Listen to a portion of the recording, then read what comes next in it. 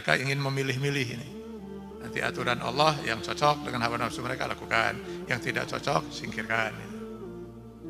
Untuk itulah turun ayat 85 Quran surat Al-Baqarah, di mana Allah langsung menegur mereka lewat Nabi Musa. Afatu'minuna bi ba'dil kitab wa takfuruna bi ba'd? Adakah kalian hanya akan mengimani sebagian aturan Allah lalu mengkufuri sebagian aturan Allah lainnya? Tidak bisa, kata Allah. Terima aturan Allah itu sepenuhnya atau tidak sama sekali, mukmin atau kafir.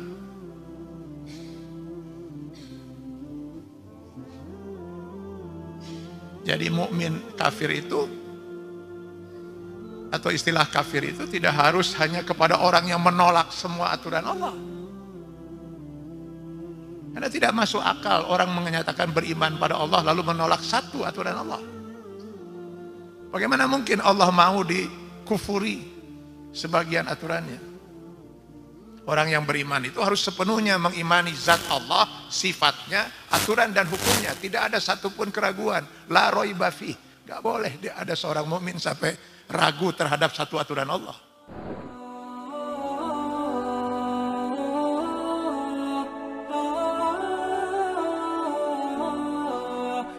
Jamaah kuliah duha Masjid Istiqomah rahimakumullah. Puji syukur tidak henti-hentinya kita panjatkan hanya kehadirat Allah SWT, karena tidak henti-hentinya pula Allah melimpahkan rahmat, karunia, inayah, taufik dan hidayahnya pada kita sekalian. Juga pada pagi hari yang sangat berbahagia ini, di mana alhamdulillah kita telah sama-sama duduk bersimpuh di tempat yang disucikan dan dimuliakan Allah di Masjid Istiqomah ini. Semoga kehadiran kita, i'tikaf kita, thalabul ilmi kita dirahmati dan diberkahi serta diridhai Allah Subhanahu wa taala. Amin ya Allah ya rabbal alamin. Seperti yang pernah saya sampaikan pada kesempatan yang lalu, sebagai seorang mukmin kita yakin, hakul yakin bahwasanya Allah lah yang menciptakan kita dan seluruh alam semesta ini berikut segala isinya. Karena Dia yang menciptakan, maka Allah sesungguhnya yang berhak berbuat apapun terhadap makhluk ciptaannya. Dia maha kuasa untuk memberikan kenikmatan atau menyiksa atau berbuat apa saja. Termasuk Allah juga maha kuasa untuk menakdirkan manusia semuanya masuk surga atau semuanya masuk neraka.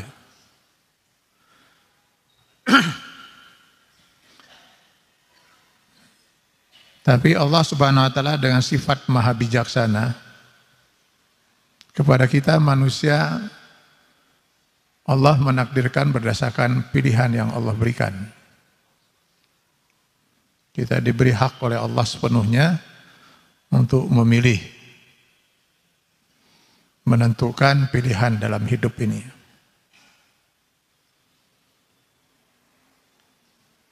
Dan pilihan yang paling pertama yang Allah berikan pada kita manusia adalah Allah memberikan hak kita untuk memilih apakah kita mau memilih beriman atau memilih kafir.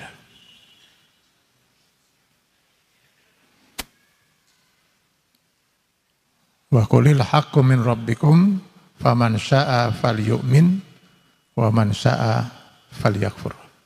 Al-Kahfi ayat 29. Katakanlah Muhammad, sampaikan kepada umatmu kebenaran ajaran Islam ini datang dari Allah Tuhan kalian. Setelah kebenaran ini datang, silahkan kalian memilih. Apakah mau memilih beriman atau memilih kafir.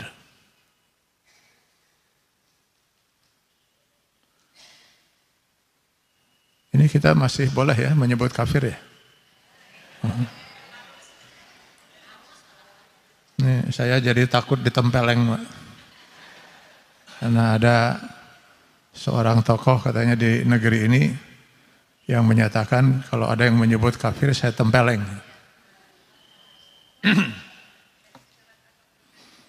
Mudah-mudahan yang bersangkutan tidak segera ditempeleng oleh Allah Subhanahu wa taala.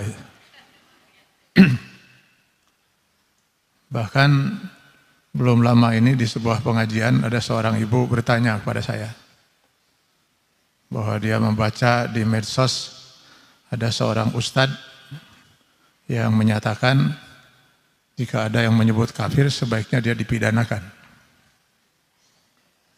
Lalu si ibu bertanya kepada saya, bagaimana mungkin ada ustadz berpendapat seperti itu? Saya katakan, yang salah itu kenapa orang seperti itu disebut ustadz? Ini yang kita kadang-kadang sering umat dibingungkan itu. Kok kiai seperti itu? Nah salah sorangan, kuno itu disebut kiai.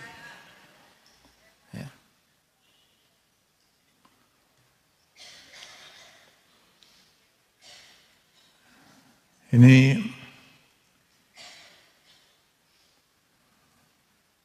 terjadi polemik yang panjang gara-gara sebutan kafir terhadap orang-orang yang bukan muslim. Di mana ada sebuah keputusan dari Munas, rekomendasi Munas agar sebutan kafir itu tidak lagi disematkan kepada orang-orang non-muslim, tapi disebut dengan non-muslim.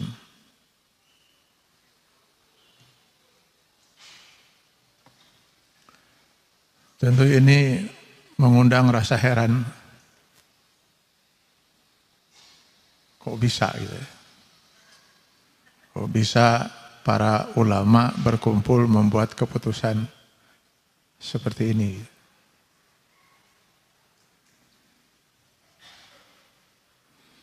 Padahal yang berhak menentukan seseorang itu disebut mukmin atau kafir tentu Allah. Dan Allah sudah menyebut orang-orang kafir itu lebih dari 500 kali dalam Al-Quran. Bahkan barusan saya mengikuti tadarus kita membaca Quran surah Al-Kafirun.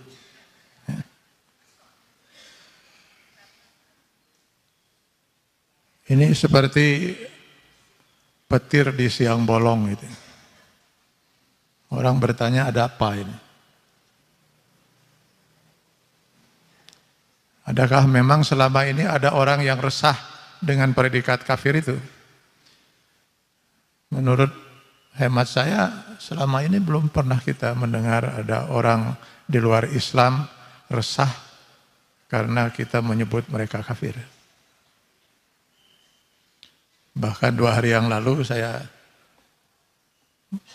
mengikuti pernyataan seorang pemuka agama Hindu. Dengan tegas sekali dia mengatakan, kami tidak keberatan sama sekali kalau orang Islam menyebut kami kafir. Bahkan kami bangga. Nah, begitu. Bangga dengan sebutan itu. Karena memang dengan demikian umat Islam menganggap kami bukan orang Muslim. Kami memang orang Hindu. Jadi kalau orang-orang non-Islam tidak resah, bahkan bangga katanya dengan sebutan kafir itu, lalu yang resah siapa?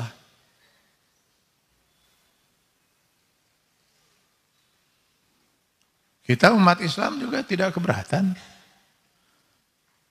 Saya yakin tidak ada seorang Muslim yang keberatan, termasuk saya, kalau orang-orang di luar Islam menyebut kita kafir. Andai kata kafir itu mau dipergunakan juga oleh mereka, lalu mereka katakan itu orang di luar Hindu misalnya kafir, termasuk umat Islam itu semuanya kafir. Si Atian Ali kafir. Saya angkat topi. Memang bagi orang yang beragama itu pasti hanya ada 2 istilahnya. Orang yang meyakini agama itu dalam bahasa kita disebut mukmin, yang menolak keyakinan untuk meyakini agama itu disebut kafir. Saya yakin semua orang yang beragama di negeri ini akan menyebut saya kafir. Dan saya tidak keberatan. Lalu kalau begitu siapa yang resah? Yang resah ini siapa gitu? Jangan-jangan yang resah ini adalah mereka yang selama ini berpredikat muslim, tetapi sangat berpotensi untuk disematkan predikat kafir oleh Allah Subhanahu wa taala. Terlebih adalah mereka orang-orang yang selama ini kufur terhadap sebagian aturan dan hukum Allah. Terlebih lagi setelah Majelis Ulama Indonesia tahun 2005 mengeluarkan fatwa bahwa pemikiran, pemahaman, keyakinan, prinsip orang-orang sepilis, sekularisme, pluralisme, liberalisme adalah pemikiran-pemikiran yang sangat sesat dan menyesatkan.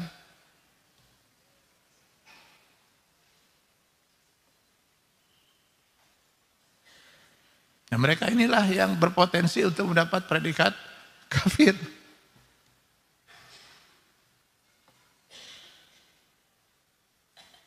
Nah, mereka aman dari istilah non-muslim. Sebab tidak akan mungkin ada orang yang menuduh mereka non-muslim. Jelas KTP-nya muslim kok. Malah ada yang ada juga yang sudah lama menyandang predikat cendekiawan muslim. Mungkin juga ada yang bergelar kiai. Tapi di mata Allah mereka sudah kafir.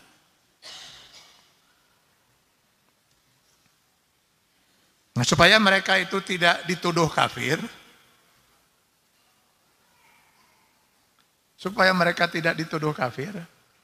pertama, ya mereka akan menuduh kelompok yang menyatakan kafir kepada mereka itu sebagai kelompok takfiri. Bapak Ibu pernah mendengar itu? Ini katanya di negeri ini ada kelompok takfiri, kelompok yang kerjanya mengkafir-kafirkan orang. Nah, mereka menuduh kelompok itu sebagai kelompok takfiri. Dan itu tidak mempan tuduhan itu. Kenapa tidak mempan? Karena semua orang tahu bahwa kelompok itu menyatakan kafir itu bukan mereka yang menyatakan. Tidak ada dalam prinsip keimanan kita seorang pun manusia yang berhak menyatakan kafir pada orang lain. Bahkan ulama, bahkan Rasul sallallahu alaihi wasallam. Rasulullah tidak punya hak untuk mengatakan si fulan kafir.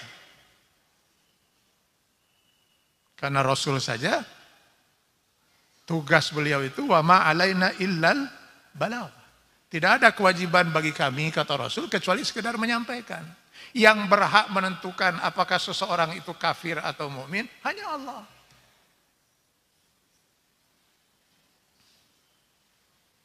Nah, Allah memberikan tuntunan hidayah dalam Al-Quran dan dalam sunnah Rasulullah SAW itu. Bagaimana batasan mukmin dan kafir itu? Al-Quran sendiri hadir untuk itu.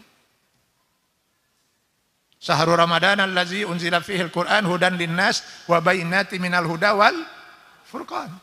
Al-Baqarah 185. Di samping Al-Quran itu hadir untuk menjadi hudan, petunjuk, hidayah, menuntun manusia agar jangan tersesat dalam hidup ini. Al-Quran juga hadir sebagai Al-Furqan. Sebagai pemisah, pembeda. Mana mukmin, mana kafir, mana benar, mana salah, mana halal, mana haram. Itu fungsi Al-Quran.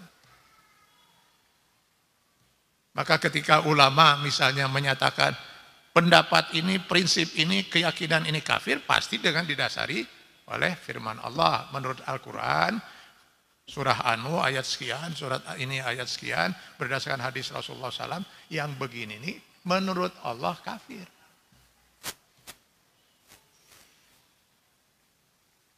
Nah, mereka resah.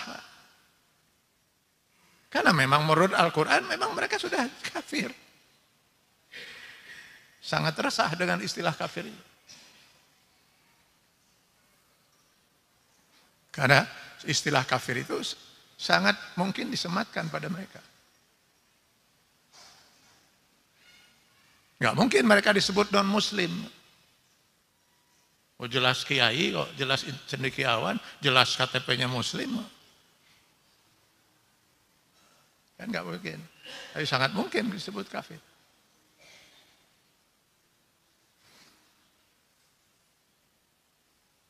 Karena Allah memang hanya memberikan dua pilihan pada manusia.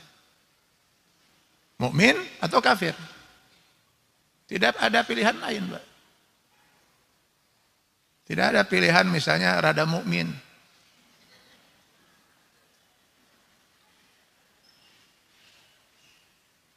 Atau ya segitu juga lumayan sudah agak mukmin. Atau sayang ya dia rada kafir sedikit. Nggak ada pilihan itu. Sebab Allah Subhanahu wa taala juga di akhirat nanti hanya menyediakan dua tempat, surga dan neraka. Yang mukmin bakal kekal di surga, yang kafir bakal kekal di neraka. Kalau yang rada kafir di mana? Yang rada kafir, rada mukmin ini.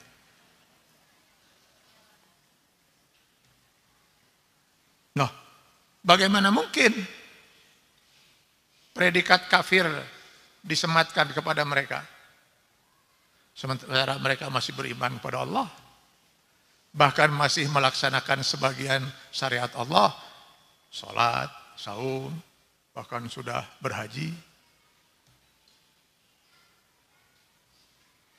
Silakan baca kisah panjang Bani Israel bersama Nabi Musa alaihissalam di awal-awal surat Al-Baqarah. Panjang itu kisahnya.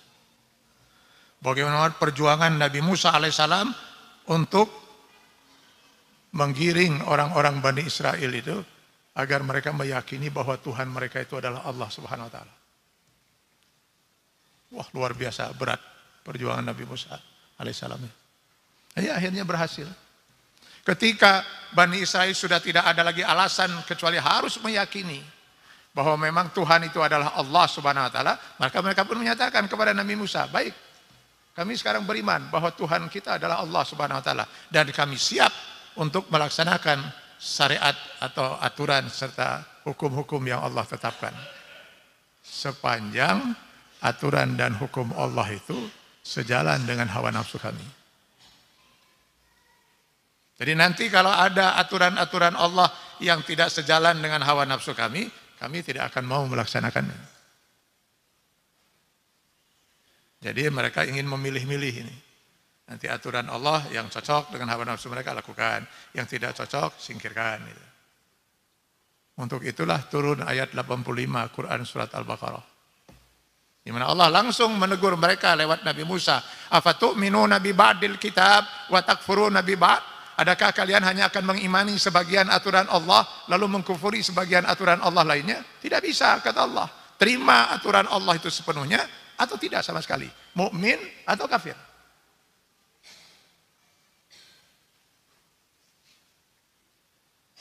Jadi mukmin kafir itu atau istilah kafir itu tidak harus hanya kepada orang yang menolak semua aturan Allah. Karena tidak masuk akal orang menyatakan beriman pada Allah lalu menolak satu aturan Allah. Bagaimana mungkin Allah mau dikufuri sebagian aturannya? Orang yang beriman itu harus sepenuhnya mengimani zat Allah, sifatnya, aturan dan hukumnya. Tidak ada satupun keraguan. La raiba fih. Gak boleh ada seorang mukmin sampai ragu terhadap satu aturan Allah.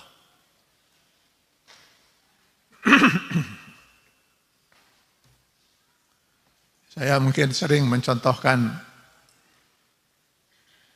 iblis.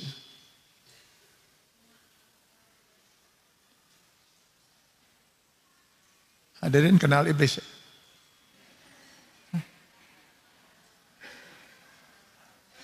Maksud saya tahu cerita tentang iblis. Nah, ya itu maksud saya, bukan kenal.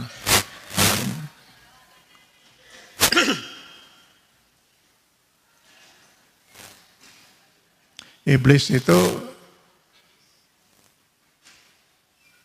kana minal jin fa fasaqa an amri rabbih, berasal dari kelompok jin. Jadi kalau kita pelajari Al-Quran,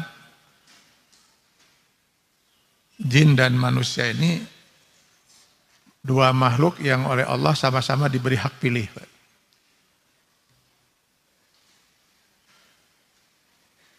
Maka hanya dua makhluk ini saja, ada yang mukmin, ada yang kafir. Selain kedua makhluk ini, semuanya muslim.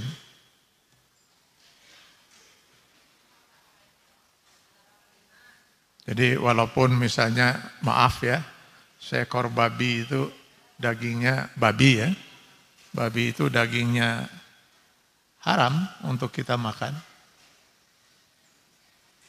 Tentu karena Allah yang maha tahu kenapa itu diharamkan. Ya. Pasti mudarat bagi kita. Karena tidak semata-mata Allah mengharapkan kecuali untuk manfaat bagi kita. Ya. Tapi babi itu muslim. Karena itu tidak ada babi yang masuk neraka.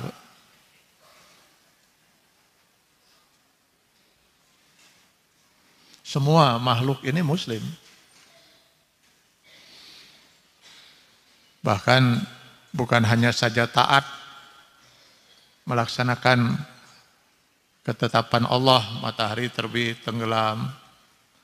Tapi mereka pun asik berzikir, bertasbih. Maka kita baca dalam Al-Quran itu, gunung-gunung bertasbih. Walakin la tafqahuna tasbihahum. Hanya saja kalian tidak memahami tasbih mereka. Ini semua makhluk ini muslim. Dalam arti patuh, tunduk, taat pada ketetapan Allah. Nah hanya kita saja dan jin yang diberi hak, Pak. Makanya kalau dalam Az-Zariyat 56 Allah menyatakan wa ma khalaqtul jinna wal insa illa liya'budun, tiadalah kami ciptakan jin dan manusia kecuali semata-mata untuk beribadah. Loh, kenapa cuma jin dan manusia yang disebut? Ya karena semua makhluk pasti dengan sendirinya beribadah pada Allah. Sementara kita manusia dan jin itu diberi hak pilih mau beribadah atau tidak. Mau mukmin atau kafir. Maka hanya manusia dan jin saja yang akan menjadi penghuni neraka jahanam. Lihat Al-A'raf 179. Walaqad zara'na li jahannam katsiran minal jinni wal ins. Nah, kehidupan jin ini kalau saya pelajari dari Al-Quran dan Sunnah Rasulullah SAW, itu sama dengan kita, Pak. Jadi ada yang lahir, ada yang meninggal, ya. Ada yang mukmin, ada yang kafir. Yang mukmin juga ada yang taat beribadah, ada juga yang berbuat maksiat. Persis sama, Pak. Nah, mereka juga terdiri dari suku-suku. Nah, suku yang terkenal itu adalah suku kelompok apa? Ifrit.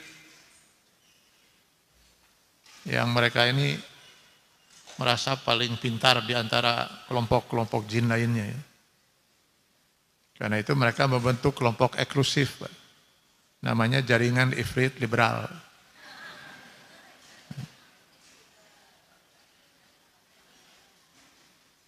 Nah, kemana-mana mereka tidak mau bergabung dengan kelompok jin yang lainnya. Enggak selevel lah menurut mereka. Mereka maunya hanya bergabung dengan para malaikat. Dengan para malaikat mereka merasa selevel gitu. Nah itulah sebabnya ketika Allah Subhanahu wa taala memerintahkan kepada para malaikat di antaranya di Al-Baqarah 34 wa izqulna lil malaikati isjudu li Adam, sujudlah kalian kepada Adam. Malaikat semuanya muslim, enggak ada satupun malaikat yang kafir. La ya'sudallah ma amarahum wa yaf'aluna ma yu'marun, At-Tahrim ayat 8. Maka para malaikat langsung melaksanakan perintah Allah itu sujud. Sementara kelompok Ifrit itu ikut mendapat perintah dan mereka menolak.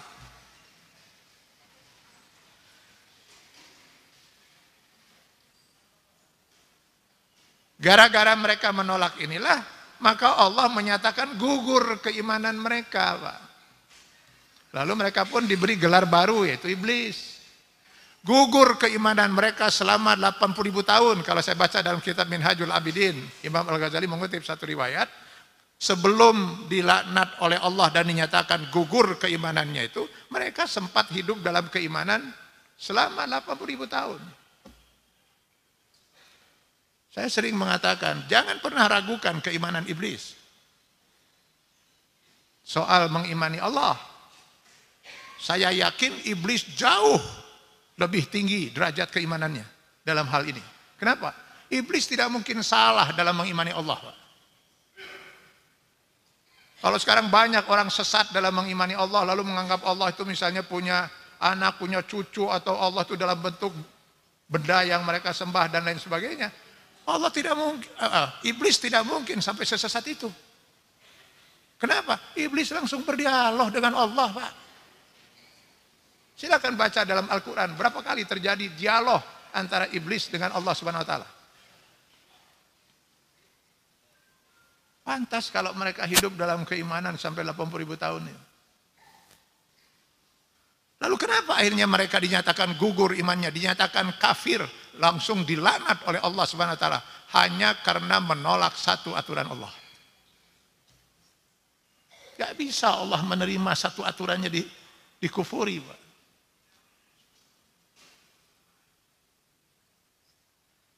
Maka gugurlah keimanan iblis yang 80.000 tahun. Nah, kalau menolak satu aturan Allah saja gugur keimanan seseorang, bagaimana dengan yang menolak sekian aturan dan hukum Allah? Malah di kita disebut cendekiawan. Malah ada yang disebut kiai segala itu. Nah, mereka itulah yang saya katakan resah. Resah dengan istilah kafir itu. Karena memang sangat patut disebut kafir. Bahkan sangat patut disebut iblis. Malah lebih iblis tibatan iblis. Iblis cuma mengkufuri satu aturan Allah. Sementara mereka mengkufuri berapa aturan Allah? Makanya dugaan saya, ini cuma dugaan ya, paling kesel iblis itu di Indonesia. Paling kesel. Mungkin kata iblis, saya cuma menolak satu aturan Allah, langsung oleh Allah dilaknat.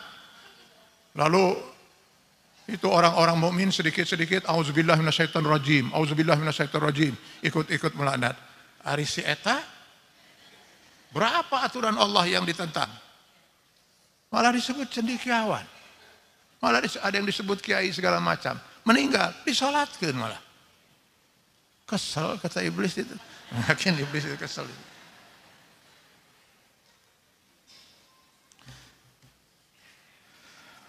Makanya hadirin rahimakumullah, saya kalau menyaksikan di layar kaca gitu, hadirnya mereka itu ya yang sedang manggung lah. Karena panggung ini panggung mereka sekarang di rezim ini, ya. Begitu leluasanya mereka menyatakan kekufurannya, bahkan menghina Al-Quran. Ya karena mereka dianggap muslim gitu ya. Jadi mereka pun leluasa dengan menyatakan Al-Quran bukan kitab suci. Muhammad itu bukan Rasul. Ya ini panggung mereka sekarang ini. Jadi tidak ada satupun di antara mereka yang dipidanakan. Padahal itu penodaan terhadap agama Islam. Walaupun sudah sekian banyak orang yang melaporkan. Boro-boro diproses, dipanggil pun tidak. Nah, ini panggung mereka. Saya kadang-kadang kalau lihat perdebatan itu dengan mereka itu, saya berpikir kenapa juga ya harus dilayani gitu. Sebaiknya para ulama gitu ya, para ustadz itu gak usahlah melayani itu. Biarlah mereka ngomong sendirian seperti nyerosot supaya semakin jelas ketidakwarasannya itu.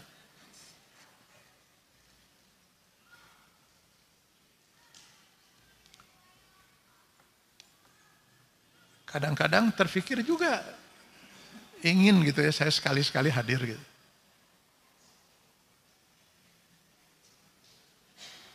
Ingin sekali-kali hadir hanya untuk menyatakan kepada mereka, Kok kenapa harus repot-repot sekali gitu? Mereka mengeluarkan segala macam energi mereka dengan melontarkan pemikiran-pemikiran yang seperti itu hanya untuk menolak sebagian aturan Allah yang tidak sejalan dengan hawa nafsu mereka. Kok sibuk sekali? Tolak saja semua aturan Allah. Loh, yang menghalangi mereka untuk kafir siapa, Pak? Apakah saya rugi kalau ada orang kemudian saya mau kafir? Ya terserah. Saya menolak semua aturan Allah. Kumadinya pek wae. Terserah Anda. Rugi saya? Tidak ada seorang muslim pun yang rugi kalau ada orang kafir. Bagaimana mungkin kita merasa rugi, Pak? Sementara Allah Subhanahu wa taala saja tidak rugi. Apa Allah rugi kalau kemudian semua manusia kafir? Semua manusia masuk neraka, milih masuk neraka. Allah rugi? Boleh, surga kosong. Allah rugi kalau semua manusia milih masuk surga? Silakan, kata Allah, saya sudah siapkan surga dan neraka. Yang mau masuk surga bangga, yang masuk neraka bangga. Allah tidak beruntung dengan keimanan kita. Apa Allah itu beruntung kalau kita beriman, lalu kita taat terhadap aturan Allah? Tidak, yang beruntung itu kita, Pak. Apa Allah rugi kalau ada manusia itu kafir lalu menentang Allah? Tidak, yang rugi itu si kafir itu. Ini kenapa kok repot-repot sekali gitu sampai harus mengeluarkan energi dan lain sebagainya, sampai mengeluarkan pandangan yang seperti itu untuk mengkufuri sebagian aturan Allah? Nyatakan saja, saya mengkufuri seluruh aturan Allah, selesai. Karena memang pilihan Allah cuma itu, mukmin atau kafir. Bahkan sesungguhnya hadirin, ini betul-betul rahasia, Pak. Jadi tolong ini jangan, kalau bisa jangan diceritakan lah pada orang lain.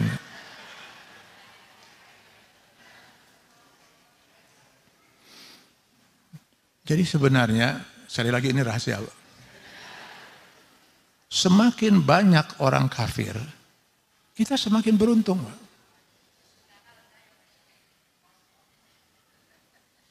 Loh, kenapa? Kalau hadirin baca Quran surah Al-Mu'minun ayat 11. Juga Quran diantaranya di 3 ayat terakhir Quran surat Az-Zumar. Allah menyatakan orang-orang mukmin itu allazina yarisunal firdaus hum fiha khalidun. Orang-orang mukmin itu adalah mereka yang akan mewarisi surga firdaus dan mereka akan kekal selama-lamanya. Karena itu di 3 ayat terakhir Quran surat Az-Zumar itu ketika nanti orang-orang mukmin, bapak-bapak dan ibu-ibu masuk surga. Amin, Bu. Ini asa laun pisan aminnya juga nu teu yakin gitu. Sudah ada tarik setik sugan jadi doa gitu, mudah-mudahan jadi doa gitu ya. Amin ya Allah. Nanti ketika orang-orang mukmin, bapak ibu masuk surga, bapak ibu akan mengatakan alhamdulillahillazi sadaqana wa'dah wa awrasanal arda natabawwa'u minal jannati haitsu nasha. Kembali lagi ada kata waris.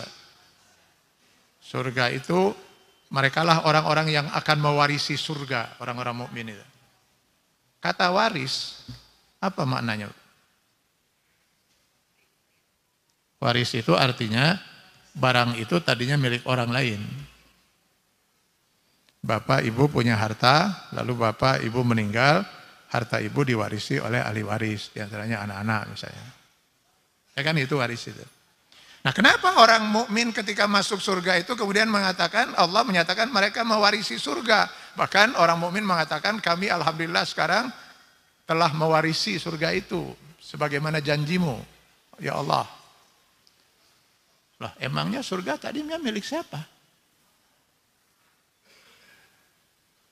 Saya cukup lama Pak mencari jawaban ini. Bolak-balik saya buka kitab-kitab tafsir, barulah saya mengerti, oh. Waktu saya kecil dulu, saya dulu pernah kecil Pak. Dalam benak saya yang ada itu, Allah menciptakan surga luas Pak. Allah ciptakan juga neraka luas. Manusia lalu disuruh memilih, silakan mau masuk mana. Ternyata tidak demikian. Allah menciptakan masing-masing kita manusia itu punya satu kapling di surga, satu kapling di neraka. Setiap manusia. Jadi saya punya satu kapling di surga, satu kapling di neraka. Ibu bapak pun sama. Jadi andai kata manusia itu semuanya memilih masuk neraka, nggak akan kehabisan kapling, masing-masing sudah ada kaplingnya.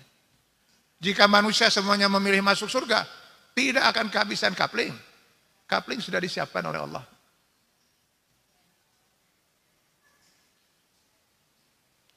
Nah, orang-orang kafir yang memilih kafir, mereka memilih untuk kekal di neraka, apapun jenis kekafirannya. Selain orang mukmin pokoknya. Innal ladzina kafaru min ahlil kitab wal musyrikin fi nari jahannam khalidina fiha. Al-Bayyinah ayat 6. Apapun jenis kekafirannya, khalidina fiha. Mereka kekal di neraka jahanam. Artinya mereka tidak akan pernah masuk surga satu detik pun. Ya kan? Berarti akan banyak kapling orang-orang kafir yang kosong. Kan sayang hadirin. Kapling kosong dibiarkan itu. Maka karenanya nanti bapak ibu ketika akan masuk surga, bapak ibu akan mengambil kapling milik ibu dan bapak yang sudah Allah siapkan, sekaligus mewarisi kapling orang-orang kafir yang tidak diambil oleh mereka. Ini maksudnya yarisun itu. Maka saya yakin, hakul yakin, nanti buktikan di surga pernyataan saya ini. Saya yakin, hakul yakin, bapak ibu pasti akan memperoleh minimal 2 kapling.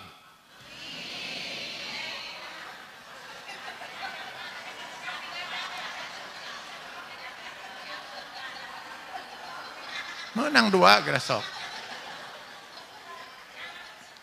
Bahkan ada kemungkinan 3. Di surga.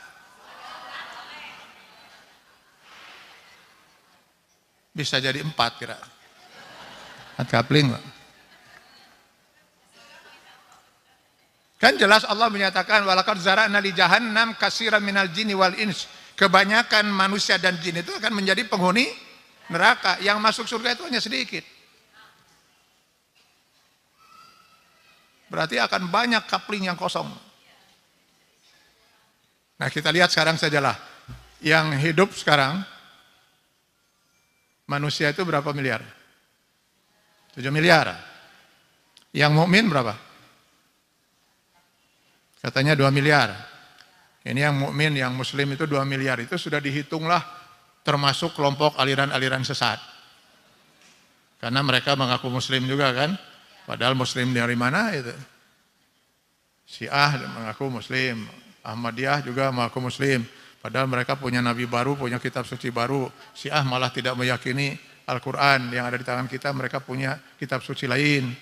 Rukun imannya beda. Sudahlah, pokoknya ini sudah tidak mungkin masuk dalam kelompok Islam yang kita yakini. Kalau gitu kita keluarkan, paling sisanya 1,6, 1,8 gitu. Jadi ada kemungkinan Bapak Ibu dapat 5. 5 kapling. Jadi itu yang saya katakan tadi, rugi kita, rugi di mana? Untung malah. Tapi ini tolong ya, ini rahasia ini. Dengan demikian nanti kapling Bapak Ibu di neraka juga akan kosong kan? Ya kan? Bapak Ibu tidak ada kan rencana untuk mengambil kapling itu? Ada. Bahkan kita mohon kepada Allah Subhanahu wa taala supaya jangan sampai kita mampir satu detik pun. Makanya doa kita, Rabbana atina fid dunya hasanah wa fil akhirati hasanah. Nah, ada orang bertanya, kenapa doanya tidak sampai di situ saja? Rabbana atina fid dunya hasanah wa fil akhirati hasanah. Ya Allah, berikanlah kami kebahagiaan di dunia dan kebahagiaan di akhirat. Kebahagiaan di akhirat kan pasti surga. Kan cukup, kenapa harus waqina azabannar? Jawabannya adalah, ya kalau doanya cobaan Rabbana atina fid dunya hasanah wa fil akhirati hasanah, sangat mungkin begini, baik kata Allah, saya berikan kamu kebahagiaan di dunia dan kebahagiaan akhirat di surga, tapi sebelumnya mampir dulu di neraka. Maka doa kita waqina azabannar itu, masukkanlah kami ke dalam surga tanpa harus mampir di neraka. Jadi kita insya Allah tidak ada rencana kan untuk mengambil kapling di neraka itu walaupun 1 detik kan. Nah, dengan demikian orang-orang kafir itu dia akan mengambil kapling mereka di neraka sekaligus akan mewarisi kapling Bapak dan Ibu sekalian. Dan insya Allah kita ikhlas lah, mangga Bapak. Sangat ikhlas itu. Jadi siapa yang rugi Pak? Kenapa mereka harus repot gitu? Kenapa harus repot-repot membentuk kelompok ini, pemikiran itu? Kafir sajalah, selesai sudah. Dan saya menduga mereka inilah ya, dalam dugaan saya orang yang paling resah dengan predikat kafir itu. Karena mereka ingin mengkufuri sebagian aturan Allah, tapi tidak ingin disebut kafir.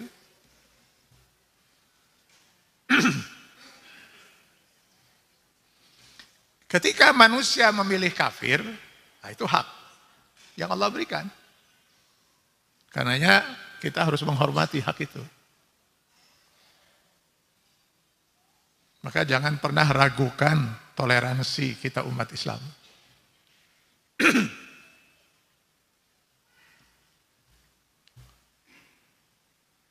Jadi kalau ada orang, masih kelompok itu juga yang menuduh, itu ada kelompok umat Islam yang intoleran. Yang resah itu mereka-mereka juga. Gak mungkin ada umat Islam intoleran. Bagaimana mungkin ada seorang mukmin resah dengan kekufuran seseorang? Bagaimana ada mungkin seorang mukmin memaksa orang lain untuk beriman? Allah saja tidak memaksa orang lain untuk beriman.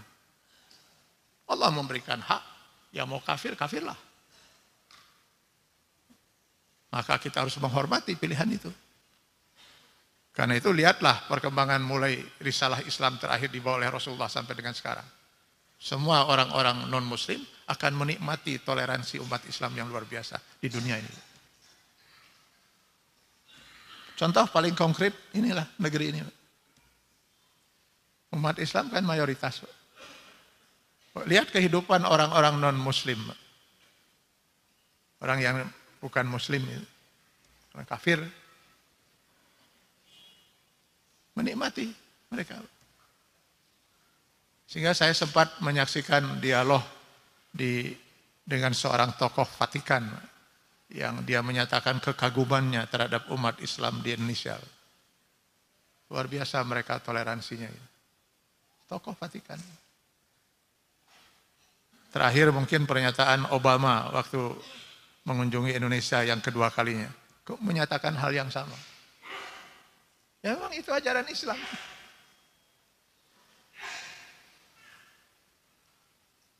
Jadi kalau ada tuduhan dari seseorang bahwa ada kelompok yang intoleran kepada umat Islam, ini fitnah, Pak.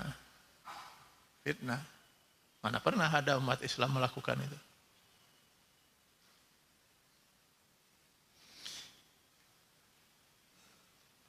Yang terjadi itu adanya kelompok umat Islam yang menyatakan intoleran terhadap kelompok lain yang menghina Islam. Wah, itu nggak mungkin kita toleran, Pak. Karena akal sehat siapapun tidak akan pernah membenarkan ada seseorang kemudian menghina-hina keyakinan orang lain.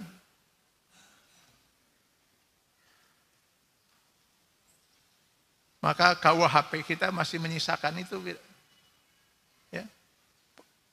156A soal penodaan dan penghinaan terhadap agama lain.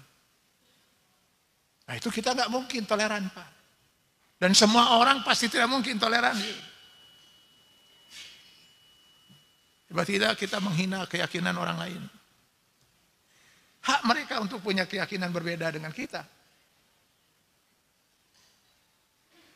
Maka ketika ada seorang tokoh Syiah di Sampang menyatakan Al-Quran bukan kitab suci, laknat Abu Bakar, laknat Umar, laknat Utsman. Terjadilah peristiwa Sampang yang berdarah. Ya bagaimana mungkin umat Islam bisa menerima agamanya dihina seperti itu? Dan akhirnya Tajul Muluk, tokoh Syiah ini dipidana 4 tahun. Karena kita nggak bisa toleran terhadap itu, Pak. Nah, kalau mereka memang punya keyakinan yang berbeda dengan kita, jalankan saja keyakinan mereka tanpa harus menghina. Kalau mereka punya kitab suci lain, ya katakanlah mereka punya agama lain, jangan bawa-bawa nama Islam. Kok bawa nama Islam tapi tidak mengakui kitab suci umat Islam?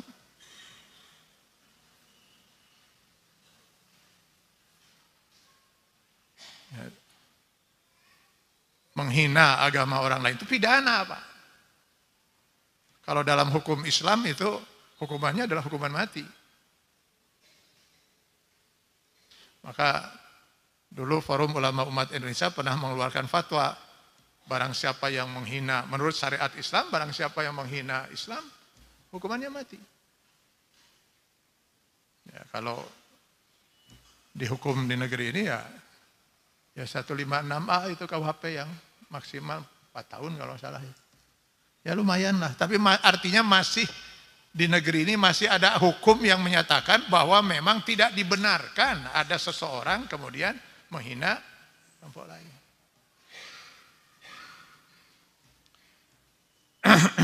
Jadi kalau seorang itu memilih kafir, kafirlah gitu kan. Silakan pakai baju kafir, jangan memilih kafir kemudian memakai baju Islam. Munafik itu, hentikanlah kemunafikan itu. Dengan memilih kafir maka dia bebas, Pak. Bebas menjalani hidup ini semau dia. Maka insya Allah Bapak Ibu tidak akan pernah menemukan satupun ayat hadis di mana Allah mengatur kehidupan orang kafir. Nggak akan ada. Ya yuhal kafirun aqimus sholat. Nggak ada. Atau ya ayyuhal kafirun kutiba alaikumussyam, enggak ada.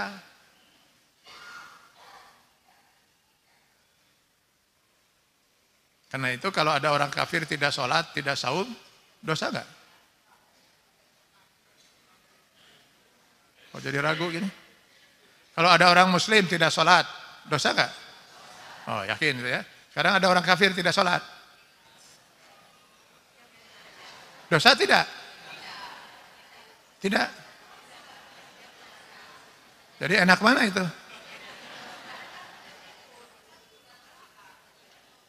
Tapi jawaban itu sudah benar, Pak. Orang kafir tidak sholat, tidak saum, berbuat maksiat, ya tidak berdosa. Berdosa gimana? Dia tidak dilarang maksiat. Tidak disuruh sholat.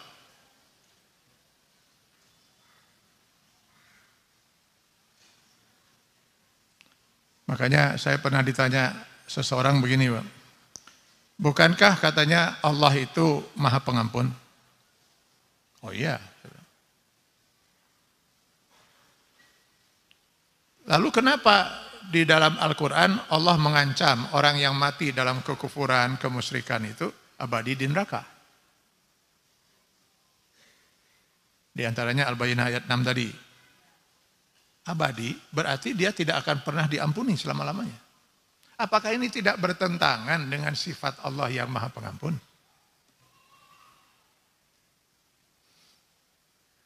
Ya tentu saja tidak, Pak. Allah itu Maha Pengampun terhadap dosa.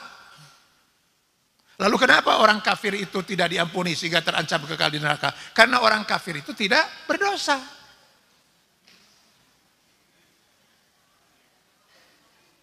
Kafir itu bukan dosa.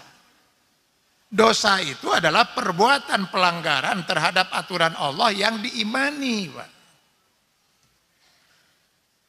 Seseorang beriman pada Allah, lalu mengimani aturan Allah, lalu dia melanggar aturan Allah, itu dosa, Pak.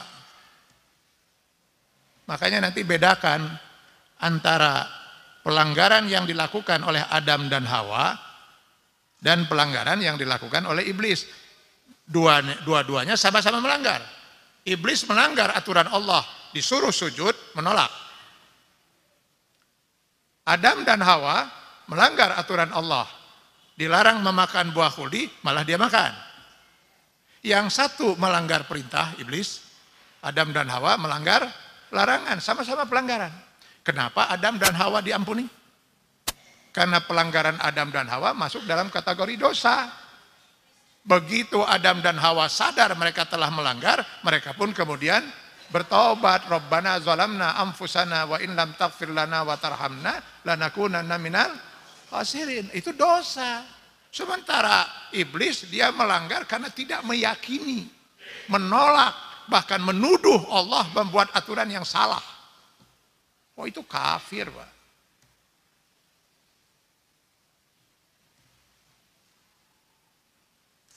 Ya. Nah, jadi kalau mereka memilih kafir, mereka bebas, Pak. Berbuat apa saja di dunia ini. Tinggal resiko siap-siap mereka untuk menerima azab di dunia dan azab yang teramat dahsyat di neraka nanti. Walanuzikannahum minal azabil adna dunal azabil akbar.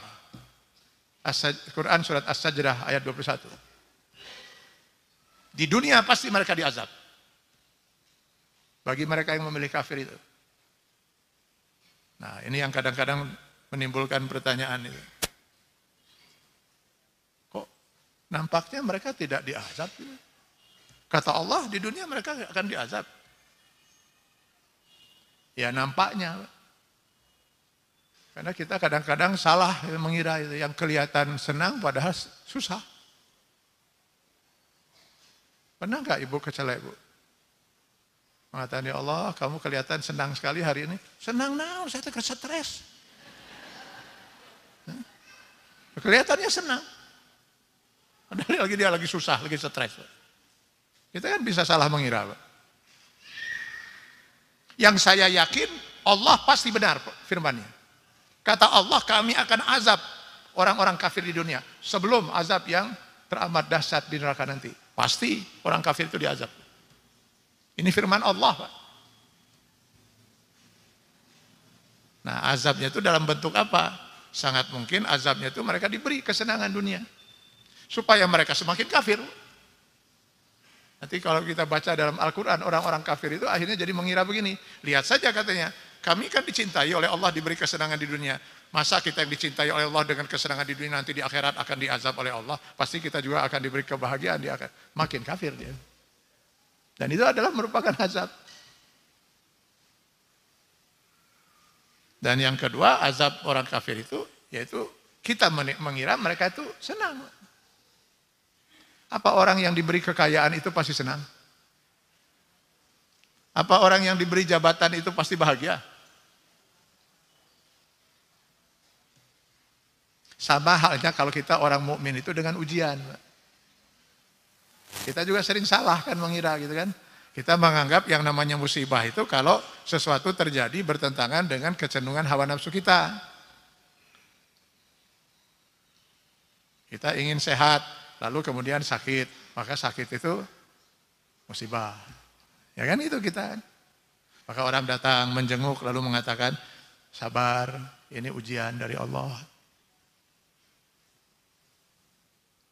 Ada orang usahanya bangkrut, nah, maka orang berdatangan, sing sabar, ini ujian dari Allah.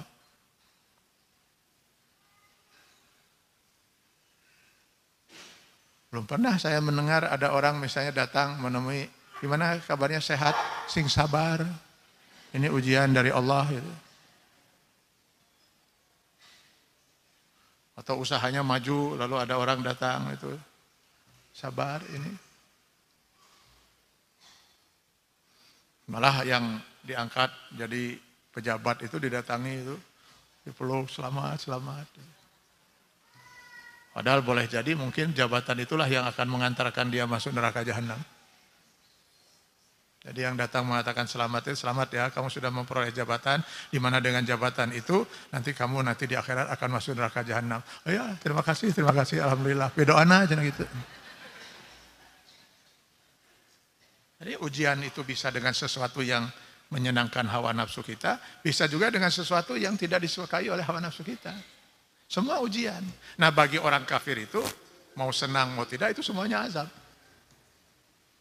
Ada orang yang diazab dengan segala kesenangan hawa nafsu, ada yang diazab dengan kesulitan. Saya yakin, karena itu Allah yang menyatakan.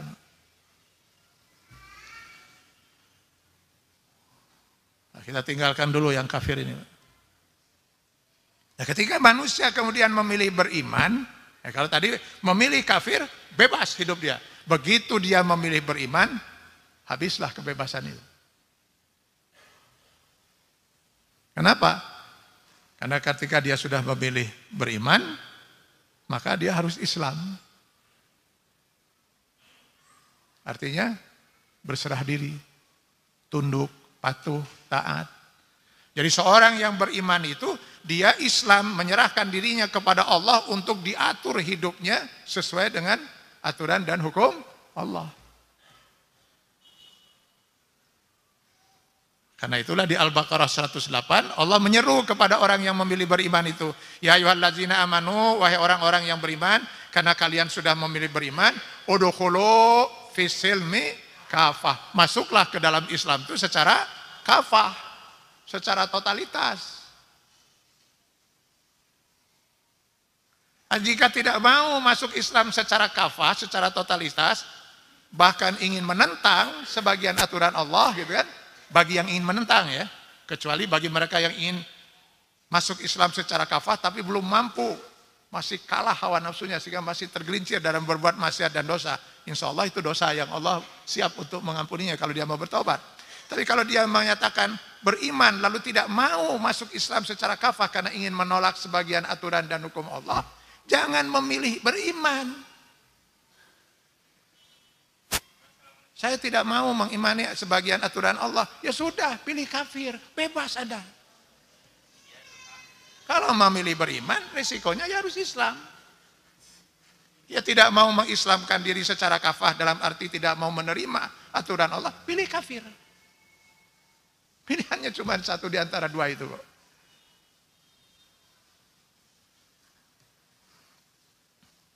Karenanya kalau nanti kita lihat itu ya di dalam Quran surat Al-Maidah 44, 45, 47. Masing-masing ada di akhir ayatnya. Allah membedakan itu. Wa man lam yahkum bima anzalallah, barang siapa yang mempunyai wewenang untuk menetapkan dan atau melaksanakan aturan serta hukum, lalu dia tidak pergunakan wewenang itu untuk melaksanakan aturan dan hukum Allah, faulaika humul kafirun, maka mereka ini kafir. Tapi kalau kita lihat di dalam ayat 45-nya, Allah menyebutnya faulaika humuz zalimun. Di ayat 47-nya faulaika humul fasikun. Jadi orang yang mempunyai wewenang untuk menetapkan dan atau melaksanakan aturan dan hukum Allah, lalu dia tidak pergunakan wewenang itu untuk menetapkan dan melaksanakan aturan hukum Allah, maka kemungkinannya ada 3, kafir, zalim, fasik. Kok bisa? Tergantung kenapa dia tidak mau melaksanakan aturan dan hukum Allah itu. Kalau dia tidak mau menetapkan dan atau melaksanakan aturan dan hukum Allah karena memang dia yakin aturan dan hukum Allah itu tidak sejalan dengan zaman misalnya, tidak cocok dengan zaman, aturan Allah itu kejam, aturan Allah itu bertentangan dengan hak asasi manusia dan sebagainya, ya itu 44 itu kafir, Pak. Tapi kalau memang dia tidak mau melaksanakan itu di tengah keyakinannya, betul, memang ini aturan hukum Allah yang harus dilaksanakan. Untuk apa Allah membuat aturan kalau tidak untuk dilaksanakan? Tapi kalau saya perjuangkan, ini posisi saya bisa tergeser, ini kursi saya. Padahal kursi saya seberapa miliar, saya dulu mau mengeluarkan uang untuk bisa dapat kursi ini. Ya daripada ya sudahlah, saya ikut menolak gitu. Nah itu lumayan, itu tidak kafir Pak. Tapi masuknya zolim dan fasik. Ya lumayan untuk kekal gitu di neraka itu.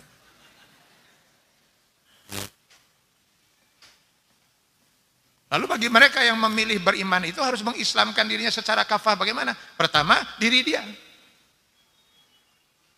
Qu anfusakum. Itu. At-Tahrim ayat 6. Kafahkan diri kita masing-masing. Sebatas yang mampu kita lakukan. Mutlak itu harus, Pak. Lalu kemudian, kafahkan keislaman kita dalam lingkungan yang menjadi tanggung jawab kita. Wa ahlikum, keluarga.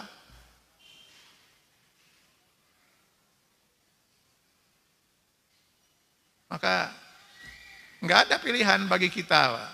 Kalau kita ingin selamat, menjadi muslim yang kafah, maka kita harus mengkafahkan keislaman kita dalam lingkungan yang ada dalam hidup kita. Termasuk keluarga.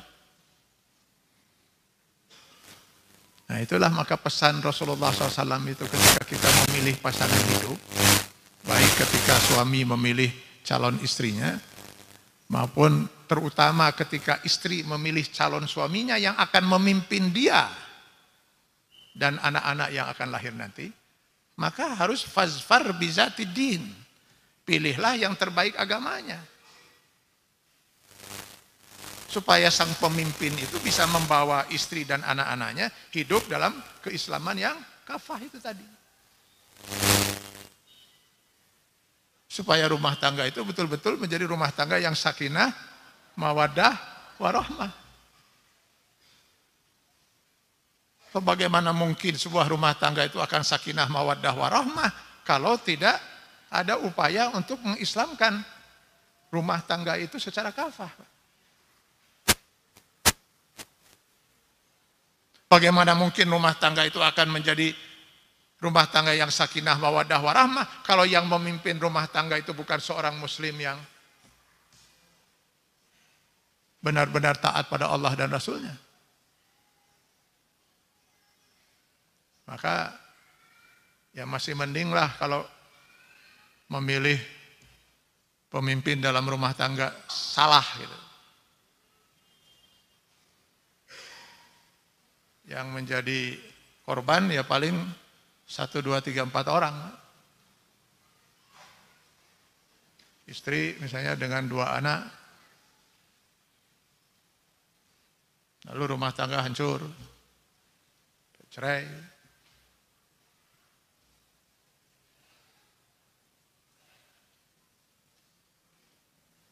Atau misalnya kita salah memilih imam, pemimpin dalam sholat. Ya konsekuensinya ya 5-10 menit lah. Kan imam itu paling 5-10 menit ya. Dan yang menanggung derita kesalahan itu, memilih imam salah itu ya paling berapa lah. Di masjid itu yang sholat berjamaah. Bayangkan hadirin, kalau yang salah itu ketika kita memilih pemimpin negeri ini.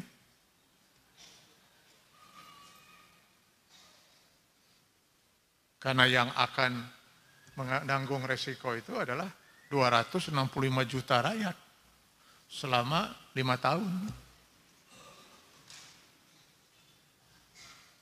Ini masalah. Ini.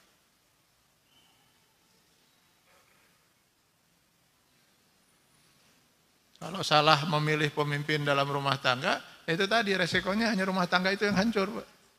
Ya, 5 orang kemudian jadi berantakan, terpuguh. Salah memilih imam dalam sholat, ya paling puluhan orang beresiko itu. Besok kita jangan pilih lagi dia jadi imam misalnya kan itu. Atau bukan besok, nanti sholat berikutnya dia jangan kita pilih lagi jadi imam. Tapi kalau sudah yang kita salah itu memilih pemimpin sebuah negeri kita, itu untuk 5 tahun. Dan yang akan merasakan deritanya itu kalau salah pilih 265 juta.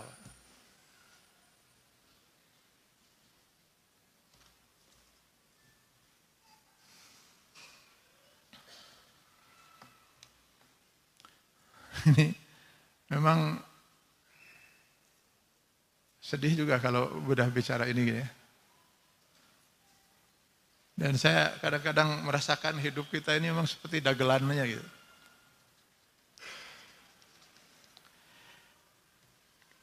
Saya kalau ngikuti di televisi gitu, ini unek-unek saya gitu ya. Ketika mengikuti di televisi misalnya disiarkan acara resmi peringatan Hari Besar Islam di Istiqlal misalnya gitu, atau di Istana. Ini sejak dulu kan, sejak berdirinya negeri ini mungkin selalu acara ini diselenggarakan. Lalu dibuka dengan pembacaan Al-Quran, lalu sambutan. Biasanya kemudian diisi dengan ceramah. Saya kadang-kadang bertanya dalam diri saya itu, sebenarnya untuk apa sih mereka menyelenggarakan acara itu? Katakanlah menyelenggarakan acara memperingati nuzul Quran. Coba tanya kepada mereka semua yang hadir itu, adakah keinginan kalian untuk melaksanakan aturan Al-Quran ini dalam kehidupan bermasyarakat bernegara? Saya yakin semua akan mengatakan tidak. Jadi sebenarnya untuk apa kita memperingati nuzul Quran ini? Al-Quran memberi petunjuk pada kita bahwa hidup itu harus begini, membangun kehidupan bermasyarakat bernegara itu harus begitu. Kita tolak. Jadi untuk apa kita menyelenggarakan acara itu? Bahkan mungkin nanti orang yang ingin melaksanakan isi Al-Quran itu disebut radikal atau malah disebut apa gitu, kelompok. Bahkan mungkin nanti teroris segala macam. Kita peringati misalnya Maulid Nabi Muhammad SAW dengan segala sifatnya. Nah, salah satu di antara pesan Rasul itu, kalian kalau tidak ingin sesat, berpeganglah pada Quran dan Sunnah. Kalian tidak akan pernah sesat selama-lamanya. Siap kita melaksanakan berpegang pada Quran dan Sunnah dalam kehidupan bermasyarakat bernegara, pasti mereka akan tolak. Jadi untuk apa peringatan ini, Pak? Makanya ketika kemudian peringatan itu diakhiri dengan doa, dihadirkan seorang ustadz untuk berdoa. Lalu dalam doanya itu sang ustadz diantaranya memohon, ya Allah jadikanlah negeri kami negeri yang baldatun thayyibatun wa rabbur ghafur. Saya terus terang saja Pak, begitu mendengar itu di televisi, berat rasanya lidah saya untuk mengaminkan doa itu. Saya memilih untuk tidak mengaminkan. Saya takut Allah murka Pak. Kesannya kita ini seperti melecehkan Allah, Pak. Seolah-olah dalam acara itu, ya Allah, kami sepakat untuk tidak pernah melaksanakan aturan dan hukum-Mu. Kami sepakat selama ini untuk menentang aturan dan hukum-Mu kami berlakukan dalam kehidupan bermasyarakat bernegara. Tapi tolonglah Allah, berkahilah hidup kami. Apa ini enggak melecehkan Allah, Pak? Kalau saya kecilkan skupnya ini kepada seorang pribadi, seorang misalnya, ya Allah, Engkau perintahkan saya sholat, dan saya tidak akan pernah sholat. Engkau perintahkan atau Engkau larang saya berbuat maksiat, saya akan lakukan semua maksiat itu. Tapi berkahilah hidup kami, ya Allah. Aduh, apa ini enggak menghina kepada Allah ya? Sementara Allah Subhanahu wa taala menyatakan, kalau kalian ingin diberkahi, kata Allah, maka syaratnya apa? Baca Al-A'raf 196. Walau anna ahlal qura amanu wattaqau la fatahna alaihim barakati minas sama'i wal ard. Kalau memang ingin hidup sebuah negeri itu diberkahi dan diridhai Allah, jadilah kalian orang-orang yang beriman dan bertakwa. Laksanakan semua aturan dan hukum Allah. Baru kita berhak untuk berdoa memohon diberkahi dan diridhai Allah. Bagaimana mungkin kita berdoa memohon diberkahi oleh Allah, diridhai oleh Allah, sementara kita terus menentang aturan dan hukum Allah?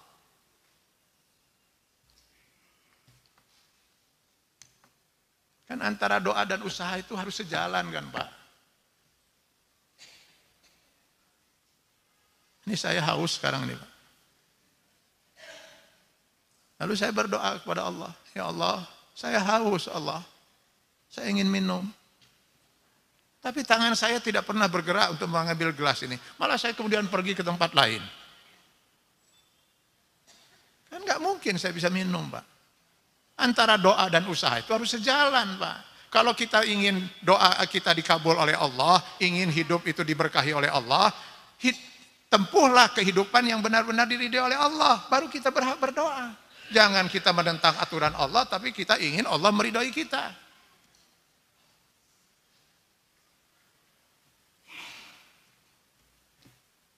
Sudah segitu aja lah hadirin. Makin panjang, makin kehel. Gitu. Ini panjang-panjang kan juga bagi kehel kan itu nada. Jadi saya hanya ingin mengatakan, hanya ingin mengingatkan gitu bahwa